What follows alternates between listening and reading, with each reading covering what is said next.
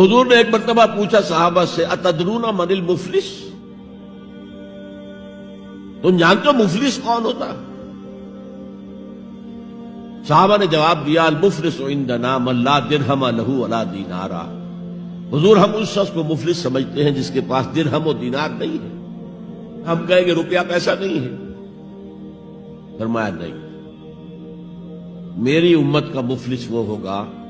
جو بہت سی نمازیں لے کر آئے گا، بہت سے روزے لے کر آئے گا، بہت سے حج لے کر آئے گا، بہت سے عمرے لے کر آئے گا، لیکن اس کے ساتھ ہی قد شتم ھذا، فلاں شخص کو گالی دی تھی، واکل مال ھذا، فلاں شخص کا مال کھا لیا تھا، فلاں شخص پر تہمت لگائی تھی۔ اب وہ سارے دعوے دار آ جائیں گے اللہ اس نے میرے ساتھ یہ کیا، ٹھیک ہے بھائی اس کی نمازیں تم لے جاؤ، اور تو کچھ ہے نہیں، کوئی کرنسی تو ہے نہیں وہاں، نہ ڈالر ہے نہ یورو ہے، کچھ بھی نہیں، اعمال کی کرنسی ہے، نیکی تم لے جاؤ۔ کوئی اور دعوے دار آیا، روزہ وہ لے گیا، اس کے پاس کچھ نہیں رہا، دعوے دار اب بھی باقی ہیں، اب ان کے گناہ جو ہے اس کے حساب میں پڑنے شروع ہو جائیں گے، یہاں تک کہ دوسروں کے گناہوں کے بوجھ تلے دب کر وہ جہنم میں جھونک دیا جائے۔